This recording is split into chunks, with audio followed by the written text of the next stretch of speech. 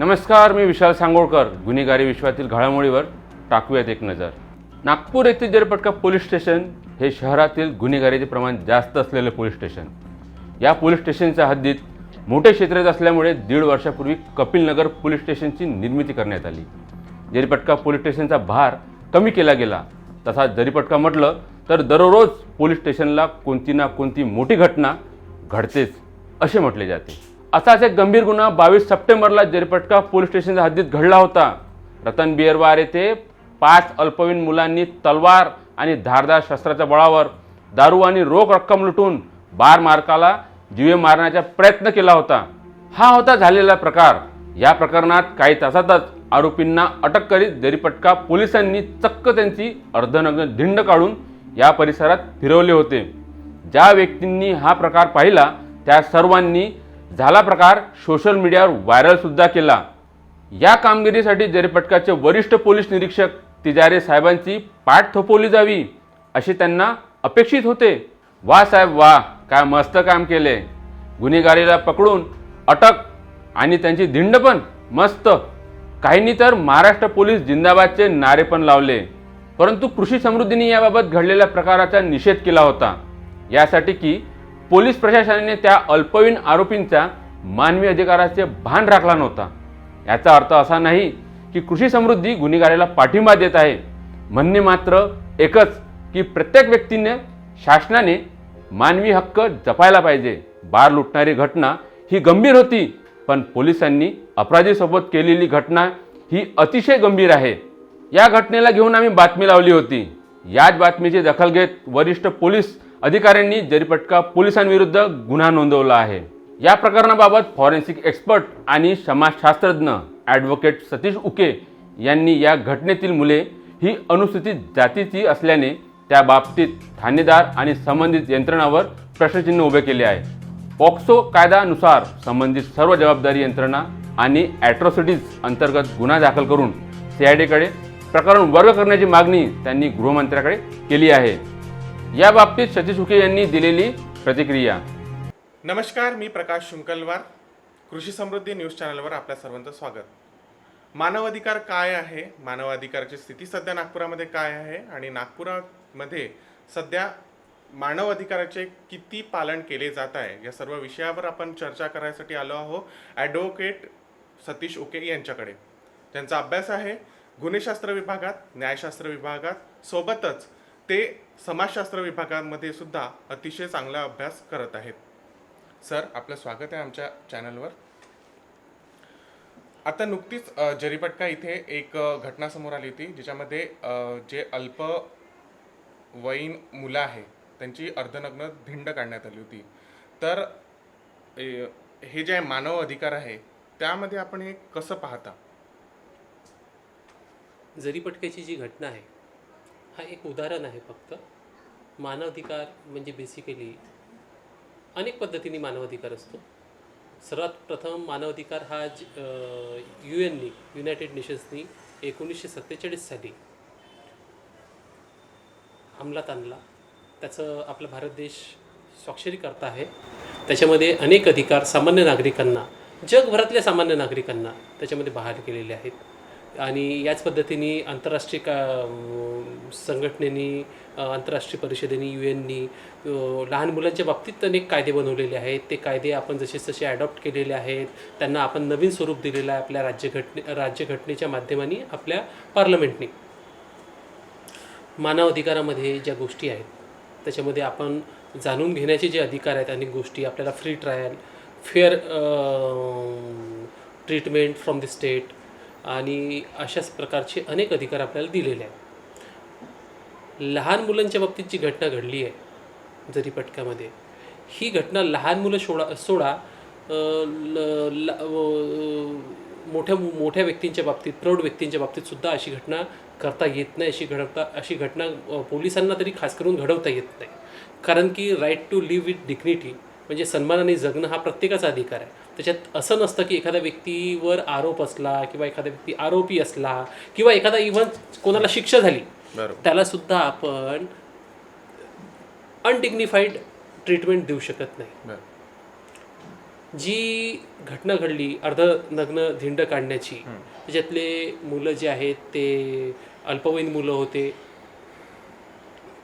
आणि ही धिंड काढण्याचं काही असं खूप मोठं असं काही औचित्य नव्हतं आणि धिंड काढण्याचे अधिकार हे पोलिसांना कोणी दिलेले नाही. इवन कोणाला मारहाण करण्याचे अधिकार पोलिसांना कोणी दिलेले नाही. पोलिसांना जी अधिकार आहेत CRPC प्रमाणे पोलिसांना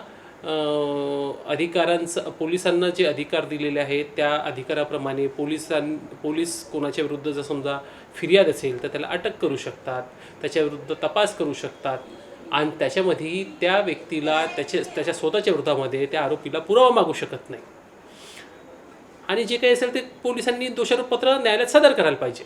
पोलीस हे न्यायाधीश नाहीत. महत्त्वाची एक गोष्ट लक्षात घ्या, पोलीस हे न्यायाधीश नाही, त्यामुळे त्यांना शिक्षा करण्याचा अधिकार नाही. या प्रकरणामध्ये अशा प्रकारे अर्धनग्न धिंड काढणं म्हणजे एक प्रकारे पोलिसांनी स्वतः न्यायाधीश बनून त्यांना शिक्षा देण्याचा प्रकार केलेला आहे. आता हा प्रकार कायद्याशी मिळत नाही आहे, हा कायद्याला समर्थनार्थ हा प्रकार नाही आहे. त्याच्यामुळे हा प्रकार आणि कायदेशीर तरतुदीनुसार हा प्रकार गुन्हेगारी प्रकार घडलेला आहे पोलिसांकडून. तर या प्रकरणामध्ये मानवाधिकारांचं हनन तर झालेलंच आहे, या व्यतिरिक्त बाल हक्कांचं हनन झालेलं आहे. त्याच्यामुळे उशिरा का होईना याच्यामध्ये FIR दाखल झालेला आहे. हे जे प्रकरणं आहेत हे प्रकरणं का घडतात, कसे घडतात, पोलिसांची यामागची काय भूमिका असते, याचे अनेक विविध प्रकारचे अँगल्स असतात. ते अँगल्स आता पुढे तपासामध्ये निष्पन्न होतीलच. हे जे प्रकरण समोर आलं, पोलिसांनी अशा प्रकारे जे आहे वागणूक दिली त्या मुलांना, तर अशा प्रकरणामुळे गुन्हेगारी जगतात जे आहे प्रकरण असे गुन्हेगारीचे हे कमी होऊ शकते का? तुम्हाला काय वाटते? हा फार मोठा विषय आहे. हा म्हणजे खोल अभ्यासाचा विषय हा. असं होत नाही किंवा असं केल्याने गुन्हेगारी प्रकार कमी होतील किंवा ही त्याची ट्रीटमेंट आहे, हा प्रकार पाहून दुसरे लोक सुधारतील असं काही नसतं. कारण की कसं आहे, हे मुलं जे आहेत ते अल्पवयीन मुलं आहेत. त्याच्यातले मला असं वाटतं की हे हार्डन क्रिमिनल नाही आहेत बहुतेक. हा कदाचित पहिला गुन्हा असावा प्रत्येकाचा. आणि कसं तरुण वयात पोहोचत असताना, तरुण वयात पोहोचण्याच्या पूर्वी जे लहान मुलांची उंची वाढते, त्यांची छाती भरून येते, छातीवर केसे येतात, हार्मोनल सिक्रेशन त्यांच्या बॉडीमध्ये प्रौढावस्थेचं वाढत असतं. अशा परिस्थितीमध्ये रक्तामध्ये, ज्याला आपण आपल्या साधारण भाषेमध्ये म्हणतो रक्तामध्ये जी गरमी असते, ती गरमी त्यांच्यामधलं पेशन्स नाहीसं करते, पेशन्स कमी करते किंवा हिंमत वाढवते. अशा परिस्थितीमध्ये हे चुकून घडलेल्या घटना असतात. याचा अर्थ हा नाही की हे प्रकार पाहून दुसरा तरुण मुलगा सुधारणार आहे. हे अल्पवयीन आहेत. या अल्पवयीन मुलांची अर्धनग्न धिंड काढून ते मोठे थोडे त्याच्यातनं शिक्षा घेणार आहेत किंवा त्याच्यापासून शिकणार आहेत किंवा त्यांच्यामध्ये दहशत बसणार आहे असा काही प्रकार नसतो. हे प्रत्येक व्यक्ती ते व्यक्ती डिफर होतं, सोसायटी टू सोसायटी डिफर होतं, वस्ती ते वस्ती डिफर होते, शहर टू शहर हे गोष्टी डिफर होतात.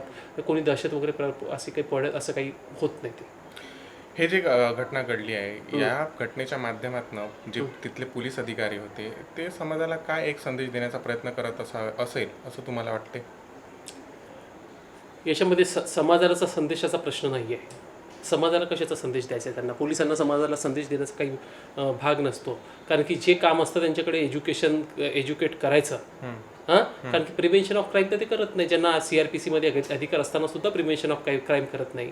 तुम्ही जर एखादा गुन्हा घडण्याच्या पूर्वी पोलीस स्टेशनला फोन करा. तुम्ही हे सांगू नका की तुम्ही पत्रकार आहात किंवा तुम्ही कायद्याचे जाणकार आहात आणि तो गुन्हा तुम्ही फोन केला हे पाहून संभाव्य गुन्हा घडला नाही किंवा संभाव्य आरोपी जे आहे ते पळून गेले स्पॉटवर. तर तो जो कन्सर्न पोलीस ऑफिसर किंवा कर्मचारी तुमच्याकडे येतो तो सर्वात पहिले तुम्हाला हे म्हणतो की इथं कोणीच मिळून नाही, तुम्ही पोलिसांचा नाहक वेळ कसा खर्च केला, आणि तो तुम्हाला दाट दप्तर करून चालला जातो. म्हणजे तुम्ही एक सामान्य नागरिक म्हणून गुन्हा घडू नये म्हणून तुम्ही जी मेहनत घेता त्या तुमच्या भावनांवर तो 2 मिनिटामध्ये पाणी टाकून जातो. त्याचं कारण असं आहे की पोलीस विभागातील कर्मचारी, अनेक अधिकारी स्वतःच त्या बाबतीत जागरूक नाही आहेत. त्यांनी बरोबर शिक्षा घेतलेली, म्हणजे त्याच्यापासून त्यांनी या बाबतीत शिकवण घेतलेली नाही बरोबर. फक्त अधिकार मिळाले म्हणून वापरायची अटेंडंटली असं अनेक अधिकारी असतात. मी 100% म्हणत नाही. त्याच्यामुळे याच्यातनं संदेश देण्याचा काय प्रकार आहे? त्यांनी आधी स्वतःच संदेश घ्यायला पाहिजे की ह्या गोष्टी कशा कंट्रोल करायच्या, CRPC कशी वापरायची. आपल्याकडे CRPC वापरायचे किंवा कायदे वापरण्याचे प्रकार जे आहे ते पॉलिटिकल आहे. जरीपटकाच्या बाबतीत मी तुम्हाला सांगू इच्छितो, हे माझं मत आहे, मी लोकांवर लादत नाही. संबंधित पोलीस निरीक्षक जे जरीपटक्याचे होते हे पोलीस निरीक्षक त्यापूर्वी कोतवाली पोलीस स्टेशनला होते, जोपर्यंत माझी माहिती आहे. कोतवाली पोलीस स्टेशनला यांची नेमणूक अशी काही साधारण पद्धतीने झालेली नाही भाजपाच्या कार्यकाळात. अच्छा. हे एक राजकीय अजेंडाला लक्षात घेऊन यांची नेमणूक कोतवाली पोलीस स्टेशनला झाली होती. कोतवाली पोलीस स्टेशनला असताना यांच्याकडे किती फिर्यादी आल्या, त्या फिर्यादींचं यांनी काय केलं, राजकीय बॅकिंग असलेल्या फिर्यादी कशा दडपल्या, याचा पूर्ण इतिहास माझ्याकडे आहे. अच्छा. याचा अर्थ मी त्यांच्यावर आरोप करत नाहीत की ते राजकीय आहेत म्हणून, पण कशा दडपल्या गेल्या, त्यांना कशासाठी तिथे आणलं गेलं, त्याच्या मागचा एक अजेंडा होता. आता सरकार बदललं. बरोबर. सरकार बदलल्यानंतर अनेक पोलीस अधिकारी जे आहेत राज्यातले, मी त्यांचं नाव घेत नाही, ते आजही BJPसाठी कार्यरत आहेत. अनेक पोलीस अधिकाऱ्यांनी हा विडा उचललेला आहे की या सरकारची इमेज, या सरकारची प्रतिमा जनमानसामध्ये कशी खराब व्हावी. मी एक सोपासा प्रश्न विचारतो. माझ्याकडे एक डॉक्युमेंट आहे. मी ते डॉक्युमेंट कोणाची बदनामी होईल म्हणून मी त्याला एक्सप्लेन करत नाही किंवा मी तुमच्या कॅमेऱ्यावर दाखवत नाही. एक गुन्हा होता 13/5/2020चा. अच्छा. हा गुन्हा त्याच्यामध्ये पोस्को ॲक्ट लागला होता, सेक्शन 8, पोस्को ॲक्ट सेक्शन 10 आणि 354A. एक 14 वर्षाच्या मुलीला एक प्रौढ व्यक्ती जरीपटका पोलिसांच्या हद्दीमध्ये येऊन तिच्या गालाचा मुका घेतो. असभ्य पद्धतीने, लैंगिक शोषणाच्या पद्धतीने, अनोळखी माणूस. आणि जेव्हा ही गोष्ट तिच्या वडिलांना आणि शेजारच्यांना कळते, ते त्याला पकडतात पाठलाग करून आणि त्याला पोलीस स्टेशनला हजर करतात. आता हा याच्यातला जो आरोपी होता, हा माजी ऊर्जा मंत्री आणि नागपूर जिल्ह्याचे पालकमंत्री श्रीमान बावनकुळे साहेब यांचा सख्खा भाऊ होता. अच्छा.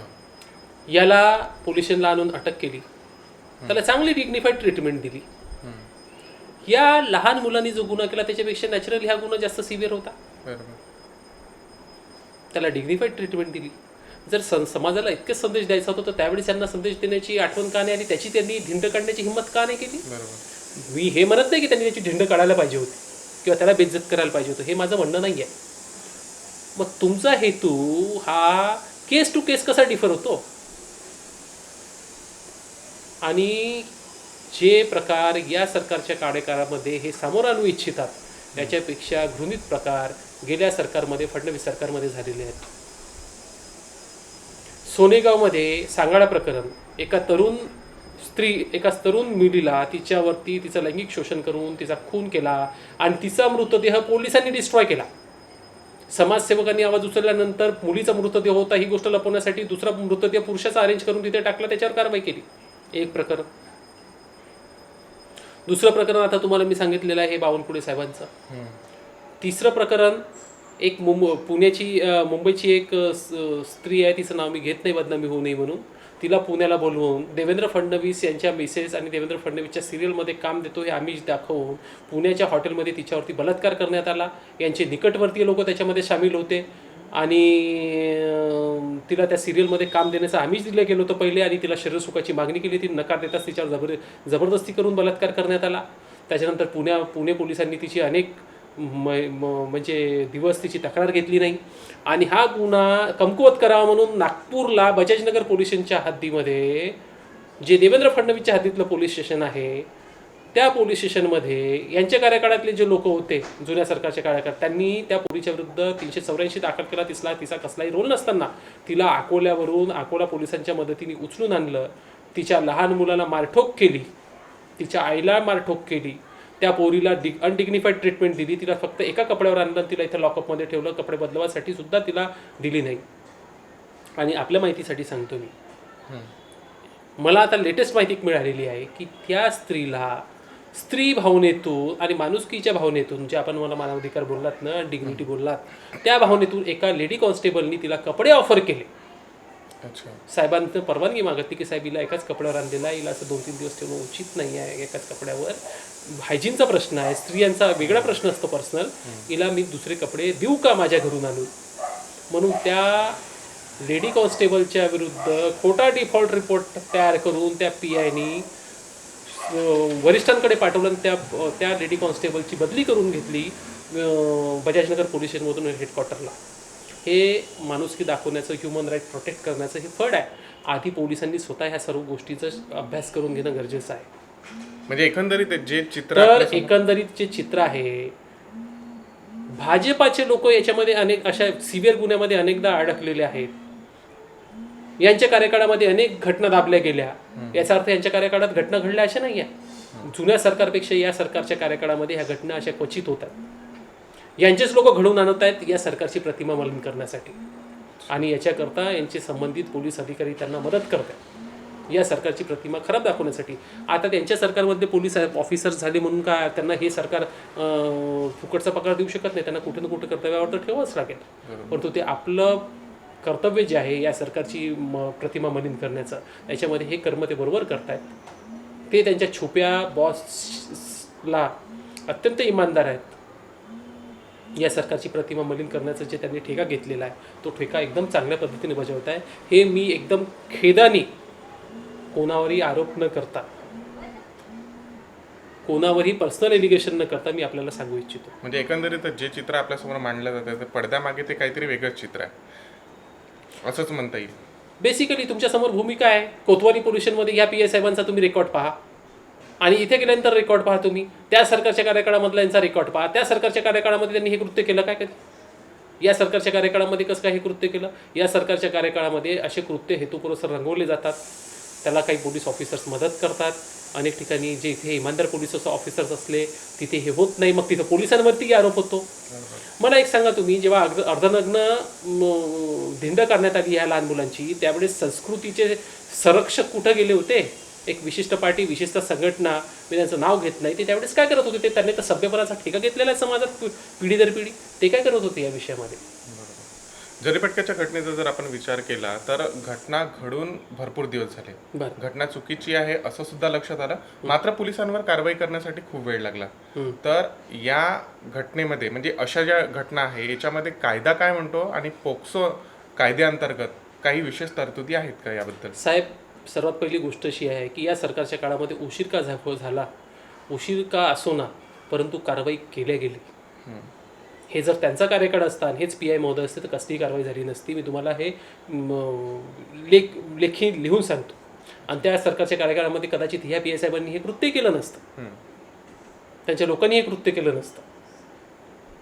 त्यांच्या कार्यकाळामध्ये आरोपी कसे फरार राहिले, कसे प्रोटेक्ट केले गेले, कसे कसे गुन्हे लपवले गेले, सर्वांना सर्व ज्ञात आहे ह्या गोष्टी. तर आपला मूळ प्रश्न काय होता साहेब आता? की इतका जो वेळ लागला आहे. हां, आता वेळेची गोष्ट अशी आहे की या सर्व गोष्टीमध्ये वरिष्ठांनी स्वतः सुमोटो तक्रार घेतलेली आहे. अच्छा. याच्यामध्ये माझ्या माहितीप्रमाणे वरिष्ठांनी सुमोटो तक्रार घेतलेली आहे, आणि पोलीस ऑफिसर्स गव्हर्नमेंट ऑफिसर्स असल्यामुळे सहज एकदम पटकन असा निर्णय घेता येत नाही. त्याच्यामध्ये चौकशी आवश्यक लागते, बयानं आवश्यक लागतात, आणि समाजातनं त्या गोष्टीची प्रतिक्रिया येणं गरजेचं असतं. आपला समाज हा एक प्रकारे इतका बैल स्वरूपात झालेला आहे की आपल्याला कळतच नाही की आपल्या शेजारी झालेली आहे काय. कोणी सामाजिक संघटनेनी आवाज उचलला मला असं याच्यामध्ये दिसून नाही आलं. फक्त वर्तमानपत्रांनी, मीडियानी आपलं कर्तव्य बजावलं, याच्यामध्ये फोटो वगैरे टाकले, त्याच्यामुळे ह्या गोष्टी उघडकीस आल्या. नाही तर पुरावे शोधून सापडले नसते ही घटना घडली असती तर. बरोबर. आणि अशा वेळेस ही घटना घडून सुद्धा याचे पुरावे मिळाले नसते, आणि आरोपी जे आहेत सध्याचे हे बिना कारवाईचे सुरक्षित असते. तर आपण आजच्या सरकारचे, आजच्या वरिष्ठ पोलीस अधिकाऱ्यांचे आपण आभार मानायला पाहिजे. त्यांनी उशिरा का होईना परंतु या घटनेला वाचा फोडली, याच्यावरती कारवाई केली. त्याच्यामुळे उशीर जो आहे हा अनेक तांत्रिक कारणाने झाला असेल या प्रकरणामध्ये, तर ती काही मोठी गोष्ट नाही आहे, कारण की याच्यामध्ये आरोपी निष्पन्न आहेत. अच्छा. आणि याच्यासाठी आपण मीडियाचे आभार मानायला पाहिजे. बरं. अशा ज्या घटना आहेत तर याच्यामध्ये कायद्याची बाजू काय आहे, म्हणजे कायदा काय म्हणतो, आणि पोक्सो अंतर्गत काही विशेष तरतुदी आहेत का? पोक्सो अंतर्गत विशेष तरतुदी आहेत. त्याच्यामध्ये त्या तरतुदींचं त्यांनी पालन केलेलं आहे, परंतु याच्यामध्ये कारवाई थोडीशी आधी व्हायला पाहिजे होती, ताबडतोब दुसऱ्या दिवशी व्हायला पाहिजे होती, न्यायालयाने त्याची दखल घ्यायला पाहिजे होती. आणि मला आश्चर्याची एक गोष्ट अशी वाटते की हे आरोपी अल्पवयीन असताना हे पोलीस कस्टडीमध्ये ठेवले कसे गेले आणि यांच्याशी ही घटना घडली कशी. त्यावेळेस लहान मुलांकरता काम करणाऱ्या संघटना किंवा तिथले जे आणखी सिनियर पोलीस ऑफिसर्स आहेत त्यांनी या विषयामध्ये कारवाई का केली नाही, ताबडतोब त्यांना कस्टडीत का घेताय आपण, यांना बांधणे आल्यासमक्ष ताबडतोब हजर करणं गरजेचं होतं. या सर्व गोष्टी करायला आवश्यक होत्या.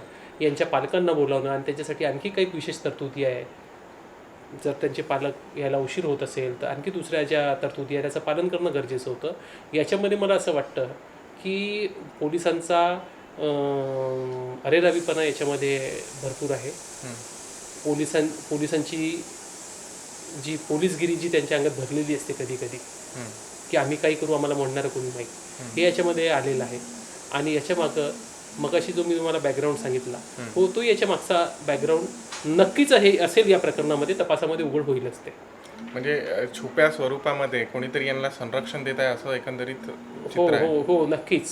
आणि ह्या सर्व अशा घटनांच्या मागे हीच नाही, या व्यतिरिक्त ज्या दुसऱ्या ठिकाणी घटना घडताय याच्यामध्ये मला अनेक ठिकाणी याच्यामध्ये पॉलिटिकल एजेंडा दिसून येतो. या सरकारला बदनाम करण्याचं षडयंत्र वारंवार दिसून येतं. बरं, या अशा घटनांमध्ये जे आहे मानव अधिकारचे नियम आहेत, कायदे आहेत, ते काय म्हणतात आणि त्यांच्या काय गाईडलाईन्स आहेत? मानव अधिकारांचे नियम जे असे आहेत की कोणालाही कस्टडीमध्ये आपण अनडिग्निफाईड ट्रीटमेंट देऊ शकत नाही. प्रत्येकाला सन्मानाचा अधिकार आहे. हे मानव अधिकाराची मागणी आहे. आणि याचं उल्लंघन झालं तर त्याच्यावर कारवाईची जी प्रक्रिया जी आहे, एक तर मानव आयोग त्याच्यामध्ये कारवाई करू शकतं. याच्याकरता लहान मुलांकरता बनलेले जे आयोग आणि संघटना एजन्सीज आहेत सरकारच्या, त्याच्यामध्ये कारवाई करू शकतं. IPC अंतर्गत गुन्हे दाखल केल्या जाऊ शकतात आणि आता पोस्को कायद्याअंतर्गतही गुन्हे दाखल केले गेलेले आहेत. तर ह्या सर्व त्याच्यातल्या तरतुदी आहेत.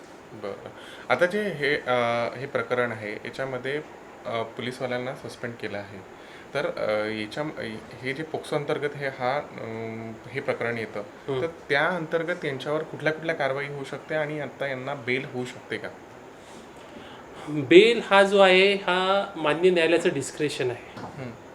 मान्य न्यायालयाचे ते अधिकार आहेत की बेल द्यायची किंवा कसे.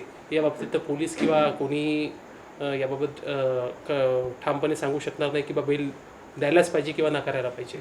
न्यायालय ती परिस्थिती पाहून हे करतं. पण या प्रकरणामध्ये बेल ही होईलच, उशिरा होईल पण होईल ही बेल, कारण की याच्यामध्ये फक्त त्यांना जी अनडिग्निफाईड ट्रीटमेंट देणं, अर्धनग्न धिंड करणं हा त्याच्यामध्ये आतापर्यंतचा आरोप आहे. त्यांना हानमार झाली का, ह्या सर्व गोष्टी जर तपासात आल्या, कोणाला ग्रीवियस हर्ट झालं का, कोणाला जखम झाली का, या सर्व गोष्टी तपासात येतील. त्याप्रमाणे न्यायालय त्याच्यावरती निर्णय घेतं. बरोबर.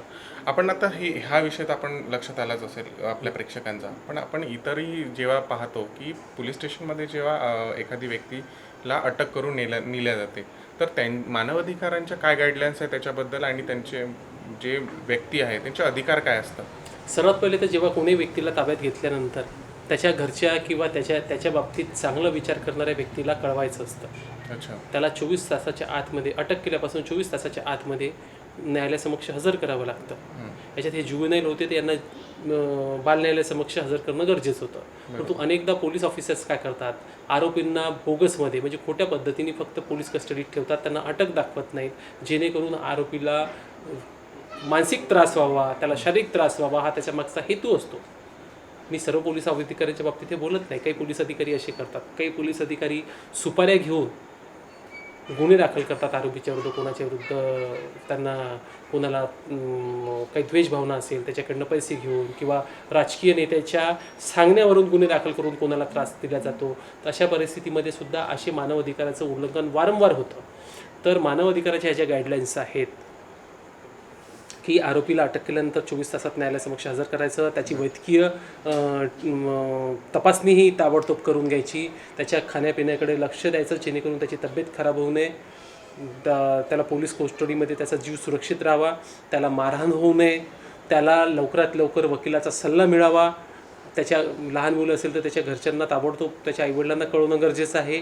अशा अनेक गोष्टी त्याच्यामध्ये आहे आणि त्याला अटकेत ठेवत असताना या बाबतीत आपल्याला सर्वोच्च न्यायालयाचे अनेक निकाल सापडतील की त्याला अटकेत ठेवलेले असताना त्याच्या शरीरावरती त्याची लाज राखण्या इतपत कपडे असणं गरजेचे आहे. हे पोलीस मॅन्युअलमध्ये पोलिसांच्या मार्गदर्शक सूचनांमध्ये लिहिलेलं आहे की कोणालाही तुम्ही असं अर्धनागडं करून फिरू शकत नाही. हा त्याचं उल्लंघन आहे. त्याच्या शरीरावर त्याची लाज झाकण्या इतपत कपडे असणं गरजेचं आहे. अच्छा. ह्या सर्व गोष्टी पोलीस ट्रेनिंगमध्ये सुद्धा शिकवल्या जातात. तर ह्या अशा सर्व त्यांनी शिकलेल्या गोष्टीचं उल्लंघन याच्यामध्ये केलेलं आहे. त्याच्यामुळे कायदेशीर झालेली कारवाई जी आहे ती निश्चितच बरोबर आहे. बरं. निश्चितच या प्रकरणामध्ये जे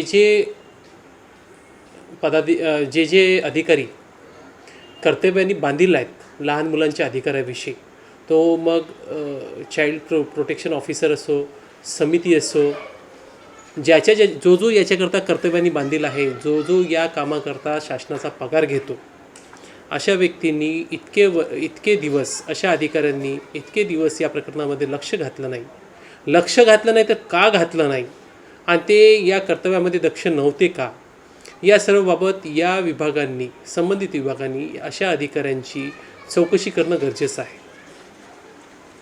आणि ती चौकशी केल्यानंतर जर त्याच्यामध्ये त्यांच्या कर्तव्याच्या प्रती निष्काळजीपणा असेल, डिलिरेक्शन इन ड्युटीज असेल, तर त्यांच्याविरुद्ध प्रशासकीय कारवाई त्यांच्या विभागांनी करणं अपेक्षित आहे.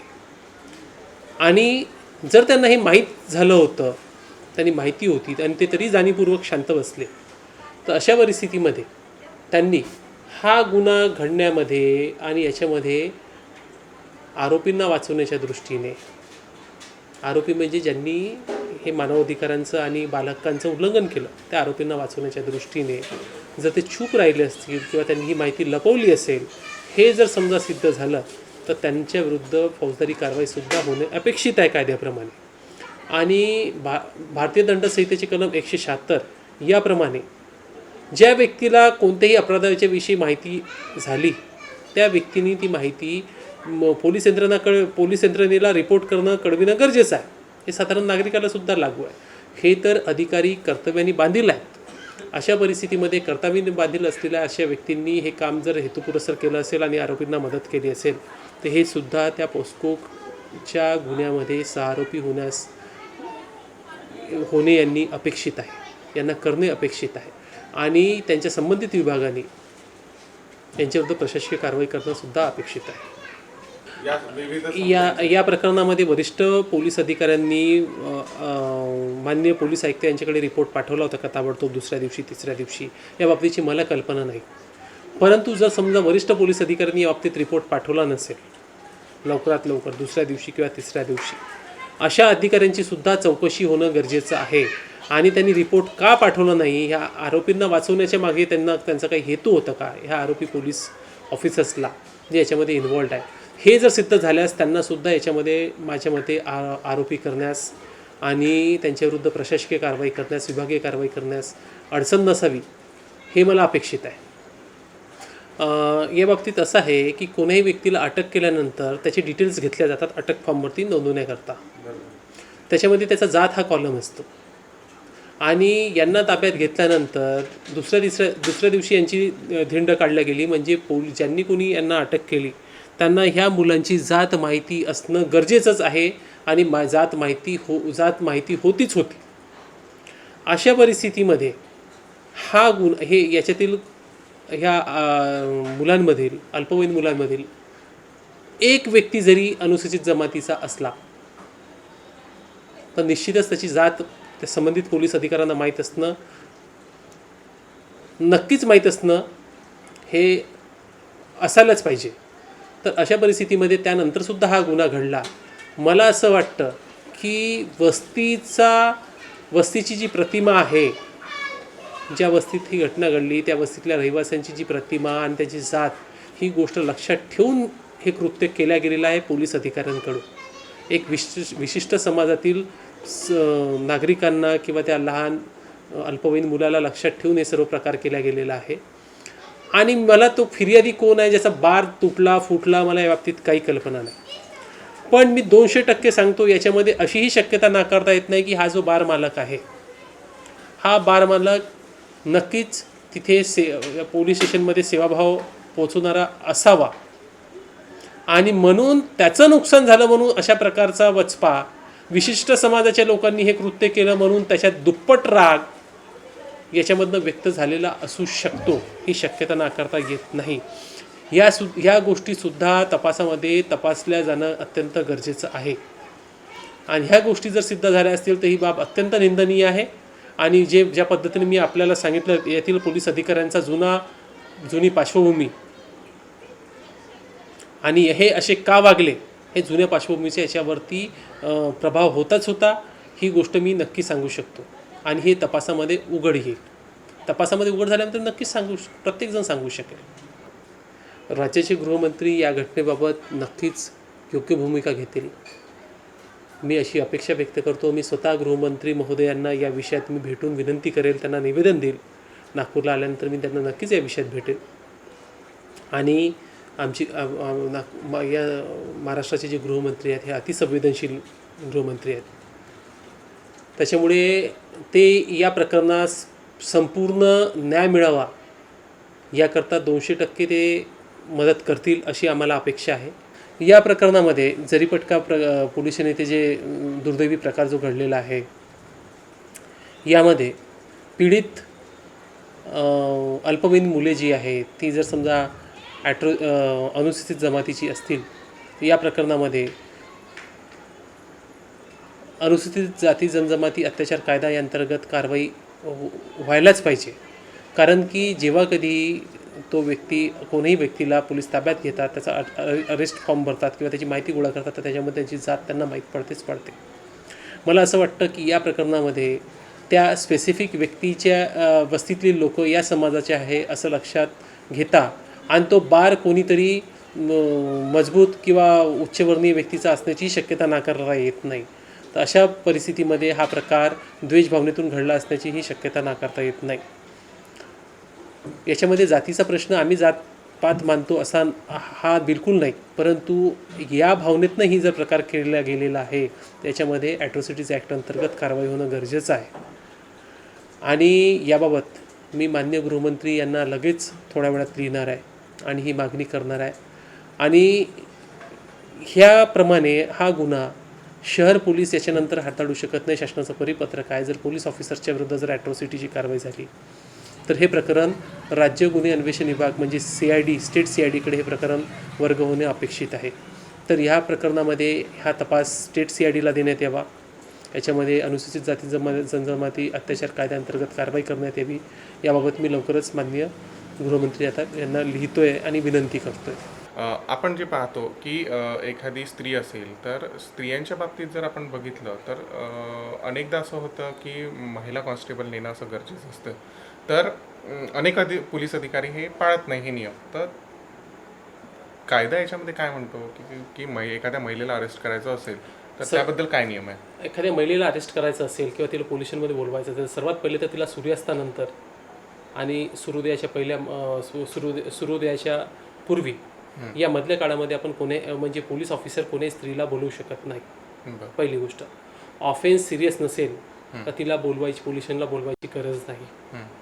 तिच्या घरी जाऊन तिचं बयान घ्यायला पाहिजे आणि तिच्याविरुद्ध तुम्हाला जर वाटायचं तर तुम्ही कोर्टामध्ये तिच्याविरुद्ध तुम्ही दोषारोपपत्र दाखल करू शकता. ज्या गुन्ह्यांमध्ये तिला अटक केल्याशिवाय तपासच होऊ शकत नाही अशा गंभीर स्वरूपाच्या गुन्ह्यामध्ये तिला महिला कर्मचाऱ्यांच्याच हस्ते तिला अटक करायची व तिला ताब्यात घ्यायचं. महिला कर्मचारीच तिच्यावरती निगा ठेवेल, तिला महिलांच्याच कोठडीत ठेवावं लागेल आणि तिच्या शरीरावर तिची लाज लागणे इतपत कपडे तिला असावे. आणि महत्त्वाची गोष्ट, आरोग्याचा अधिकारसुद्धा हा कोठडीमध्ये पुरुष असो की महिला असो यांना आहे. आणि शक्यतोवर महिलांना अटक करू नये असा कायदा आहे. आधी 498 जो कायदा होता त्याच्यामध्ये एखादी स्त्री मरण पावली लग्नापासून 7 वर्षाच्या आतमध्ये तर सासरचे लोक माहेरचे तिच्या माहेरचे लोक सासरच्या लोकांची स्त्रियांची खास करून हेतुपुरस्सर खोटी नाट्य पद्धतीनं नावं टाकायची, जेणेकरून तिथल्या स्त्रियांना सुद्धा त्रास व्हावा. त्याच्यामध्ये ननद जी दूर राहते त्याचा काही संबंध नाही, सासू जिचा काही संबंध नव्हता, दीर आणि तिचा जिचा काही संबंध नव्हता, अशा लोकांची नावं त्याच्यात गोवल्या जायची, त्यांना बेल व्हायची नाही, त्यांना त्रास व्हायचा. याच्यासाठी सर्वोच्च न्यायालयाने दिलेल्या दिशानिर्देशानुसार आता 498मध्ये सुद्धा खूप हे पाहून सवरून त्याच्यामध्ये करायचं असतं. किंवा डावरी डिमांडमध्ये ह्या केसेस ज्या आहेत 498मध्ये, याच्यामध्ये सुद्धा DCPची परवानगी घेतल्याशिवाय अटक करू नये असे सर्व मार्गदर्शक सूचना ह्या सर्वोच्च न्यायालयाकडून आणि कायदेतज्ञांकडनं कायदेमंडळाकडून आलेल्या आहेत. त्याच्यामुळे आता पहिलेसारखं प्रकरण राहिलं नाही, विशेष करून स्त्रियांच्या बाबतीत आणि मुलांच्या बाबतीत सुद्धा मार्गदर्शक सूचना आहे की लहान मुलांना अटक केल्यानंतर काय याच्या सूचना आहेत, शासनाने दिलेल्या आहेत. तर ह्या सूचनांचं पालन करणं हे बंधनकारक आहे. अच्छा, आपण आता पाहिलं आहे मागच्या काही दिवसांमध्ये वर्षांमध्ये लहान मुलांवरचे लैंगिक शोषणाच्या घटना अनेक झाल्या आहेत.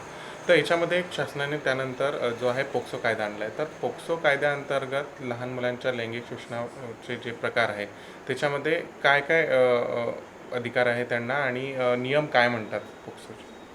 पोक्सोमध्ये सर्वात पहिली गोष्ट तर त्याच्यामध्ये तक्रार मिळाल्यानंतर ताबडतोब गुन्हा दाखल करणं गरजेचं आहे. आणि समजा गुन्हा दाखल करायला उशीर झाला किंवा मग तपासामध्ये विलंब झाला तर त्याच्यामध्ये तो जो अधिकारी असतो त्यालासुद्धा त्याच्याविरुद्धसुद्धा कायदेशीर कारवाई होऊ शकते. त्यालासुद्धा त्या गुन्ह्यामध्ये आरोपी बनवलं जाऊ शकतं.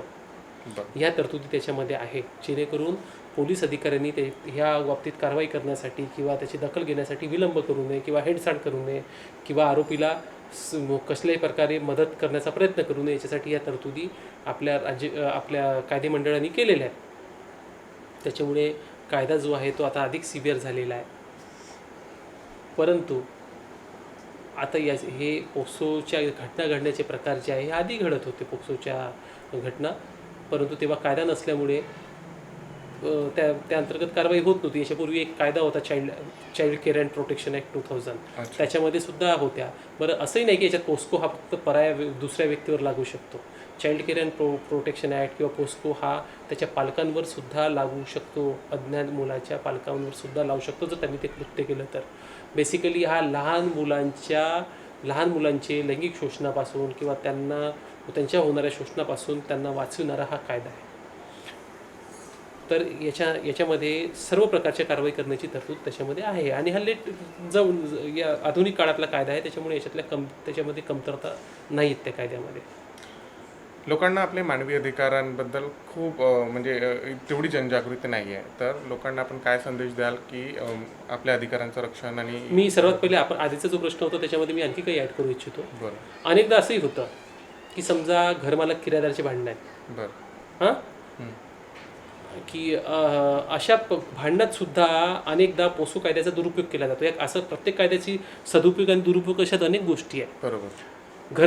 किरायदार हा घर रिकामं करत नसे, तर अशा वेळेस अशा घटना घडलेल्या आहे की घरमालक त्याच्यावरती पोस्कोची खोटी नाटी फिर्याद करून देतो. कारण की त्याच्यामध्ये ॲक्शन सिव्हिअर आहे, गंभीर ॲक्शन आहे. बरोबर. अनेकदा किरायदार घरमालकाच्या विषयी अशी खोटी तक्रार करून घेतो. बरोबर. ह्या कायद्याचा दुरुपयोग सुद्धा झालेला आहे. तर याच्यामध्ये पोलिसांनी अशी प्रकरणं हँडल करत असताना अधिक सजग असणं गरजेचं आहे आणि ते कायद्याची गरज आहे. पोलीस हे फक्त फिर्यादीच्या फेवरनी असू शकत नाही. पोलिसांचं काम असतं की तपासात सत्य उघडकीस आणणं आणि ते सत्य न्यायालयासमक्ष मांडणं, ते मग फिर्यादीच्या फेवरचं असो की आरोपीच्या फेवरचं असो. त्याच्यामुळे या बाबतीत लोकांनी, जनतेने सुद्धा या बाबतीत ध्यान घेणं, याची माहिती करून घेणं अत्यंत आवश्यक आहे. आता जो आपण प्रश्न विचारला तर तो कोणता सर? तो होता सर की लोकांना जे आहे मानवी अधिकाराबद्दल अतिशय म्हणजे कल्पना नाही आहे जास्त. तर आपण त्यांना काय संदेश द्याल की आपले अधिकार कसे जपायला पाहिजे? साहेब, मी या बाबतीत एक म्हणेल, कोणी व्यक्ती इंजिनियर असावा, डॉक्टर असावा, काही असावा, परंतु मानव अधिकार जे आहेत हे मानव अधिकार सर्वांसाठी आहेत. बरोबर. अशिक्षित व्यक्तीसाठी करता पण आहेत. बरोबर. मानव अधिकारांच्या बाबतीत जागरूकता समाजामध्ये निर्माण करणं हे सुशिक्षितांचं काम आहे. सरकारच्या जबाबदाऱ्या त्याला काही मर्यादा आहेत. सरकार आपल्या इथे सरकारी कर्मचाऱ्यांची वानवा आहे, एका व्यक्तीवरती अनेक लोकांचा भार आहे. आपल्या इथे जे पोलीस जे नेमलेले आहेत त्यांचा रेशो जो आहे तो जितका हवा होता त्याच्या तुलनेने खूप कमी आहे. तर अशा परिस्थितीमध्ये लोकांनी शालेय शिक्षणामध्ये तर आता मानवाधिकार शिकवल्या गेलेल्या आहेत. मी पाहिलेले आहेत. 7व्या 8व्या वर्गाच्या मुलांना मानवाधिकार माहीत आहेत, पण मुलं पास झाल्यानंतर ते विसरून जातात. परंतु माझं असं मत आहे की इंजिनियर्स असो, डॉक्टर्स असो, टीचर्स असो, सर्वांनी मानवाधिकाराची माहिती ठेवणं गरजेचं आहे. ज्या पद्धतीने आपण पैशाचा हिशोब हा आयुष्यभर लक्षात ठेवतो त्या पद्धतीने आपण म्हणजे पैशाचा हिशोब म्हणजे पैसे कसे मोजायचे, त्याची कॅल्क्युलेशन कशी करायची, त्याची सबस्ट्रॅक्शन कशी करायची हे आपण विसरत नाही कधी. याला आपण स्वार्थी भावनेने आपल्या मनामध्ये आपण नेहमी करता आपण हे केलेलं आहे. त्याच पद्धतीने आपण ह्या सर्व गोष्टी आपल्या मनामध्ये साठवून घ्यायला पाहिजे, याला शिकायला पाहिजे, याला अंमलात आणायला पाहिजे. आणि मानवाधिकार एक गोष्ट लक्षात घ्या, मानवाधिकार हे फक्त मी जे सांगतो फक्त स्वतःसाठी नाही किंवा माझे हे मानवाधिकार आहेत मला हे प्रोटेक्ट करायचे म्हणून स्वतः शिकणं नाही. दुसऱ्याच्या मानवाधिकाराचं जेव्हा व्हायलेशन होत असेल तुमच्या नजरेसमोर तर तुम्ही त्यावेळेस एक शब्द तरी बोलणं गरजेचं आहे. कोणाच्या मानवाधिकाराचं व्हायलेशन असेल त्याला सांगायचं गरजेचं आहे तुम्हाला. तेव्हा काय होतं, कळतं आणि वळतं पण. आपण समोरच्याला एज्युकेट पण करतो. समजा एखाद्याच्या मानवाधिकाराचं व्हायलेशन होत असेल, आजकाल फोन जो आहे याच्या अनलिमिटेड कॉलिंग आहे. आपण काही करू शकलो नाही तर आपण कमीत कमी 100 नंबरला फोन लावू शकतो, नजीकच्या पोलीस स्टेशनला फोन लावू शकतो कोणाच्या मानवाधिकाराचं व्हायलेशन होत असेल तर. त्याचे आणि जिथे गुन्हा घडण्याची शक्यता आहे, जिथे मानवाधिकाराचं व्हायलेशन पण होणार आहे, अशा ठिकाणी मी मगाशी सांगितलं आपल्याला CRPC मध्ये गुन्हा होण्याच्या पूर्वीसुद्धा आपण पोलीस स्टेशनला माहिती देऊ शकतो. आणि जर ज्या पोलीस आणि माझं लोकांना हे सांगणं आहे की ज्या पोलीस ऑफिसर्सनी तुम्हाला येऊन त्याच्यावरती डाटलं की तुम्ही विनाकारण फोन का केला, पोलिसांना हेच काम आहेत का, हेच काम आहेत का, तर ही गोष्ट आपण फक्त ऐकून चूप बसू नये. आपण त्याला सॉरी म्हणण्यासाठी काही बांधील नाही आहोत, कारण की आपण कोणची चूक केली नाही, उलट आपण समाजाचं काम केलेलं आहे. आपण एक गुन्हा होण्यापासून थांबवलेला आहे. त्याच्या वरिष्ठ अधिकाऱ्यांना ईमेलनी कळवणं किंवा व्हॉट्सअपनी कळवणं अत्यंत गरजेचं आहे, जेणेकरून त्याच्या अशा प्रवृत्तीला आळा बसेल.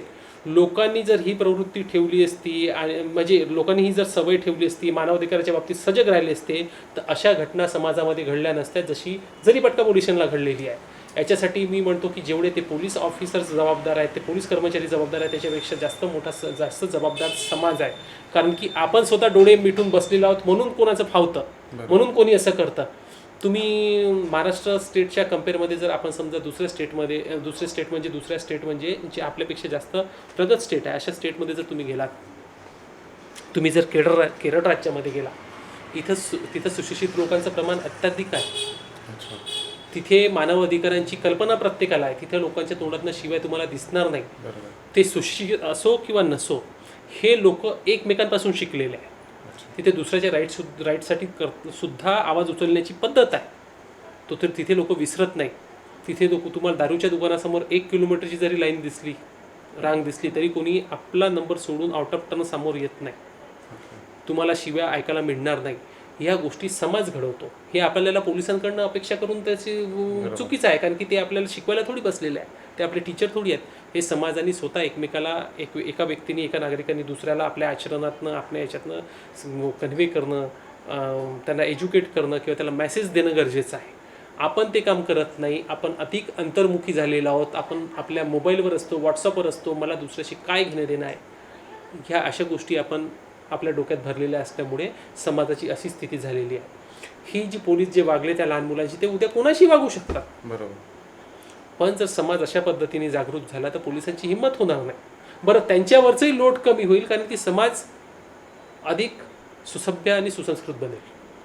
म्हणजे समाजाने शिक्षण याबाबत शिक्षण किंवा एक्झॅक्टली याच्यामध्ये सामाजिक शिक्षण जे आहे ते अत्यंत गरजेचं आहे. बरोबर. आपण एक पार्टी त्यांना दोष देऊन चालणार नाही. या गोष्टीसाठी आपण समाजही जबाबदार आहोत पोलिसांच्या या कृतीसाठी. कारण की महत्त्वाची एक गोष्ट लक्षात घ्या, न्यायव्यवस्था असो किंवा पोलीस यंत्रणा असो, याच्यातले लोकसुद्धा आपल्या समाजाचा एक हिस्सा आहेत. बरोबर. या समाजाचं ते प्रतिबिंब आहे ते. मग आपण त्यांच्याचकडनं अशा म्हणजे या प्रकारची अपेक्षा करू शकत नाही की सर्व प्रकारचे पालन त्यांनी करावे, सर्व आचरण त्यांनी सुधरवावं. ही अपेक्षा आपण करणं चुकीचं आहे. हा मानसशास्त्राचा भाग आहे. त्याच्यामुळे सर्वांनी एज्युकेट होणं गरजेचं आहे. आपण सर्वांनी एज्युकेट झालो तर समाजात व्यवस्थित व्यवस्था राहील, पोलिसांना अधिक त्रास जाणार नाही आणि ते आपल्याशी सुसभ्य वागणूक करतील. त्यांचे अनेकदा असं होतं की पोलिसांवरती कामाचा अधिक भार असतो, त्यांच्या मागे खूप चिडचिड असते, कोर्टात जाण्याची धावपळ असते, बरोबर. वरिष्ठांचा दबाव असतो, समाजाचा दबाव असतो, पोलिसांचं संख्याबळ अपूर्ण आहे. तर ही जी चिडचिड असते ती अशा प्रकारे कधी कधी व्यक्त होते. त्यामुळे समाजाने स्वतःला अधिक सुसंस्कृत आणि सुसभ्य बनवून घेतलं ती अशा प्रकारच्या घटना कमी होती. आपण अतिशय महत्त्वाची माहिती दिली सर, आपला खूप खूप धन्यवाद. समाजाने जे आहे हे मानवी अधिकार जपायला पाहिजे, तरच ते तेव्हा शक्य होईल जेव्हा समाज सुसंस्कृत आणि सुशिक्षित होईल. कॅमेरा पर्सन प्रवीणसह मी प्रकाश शुंकलवार, कृषी समृद्धी न्यूज. नमस्कार.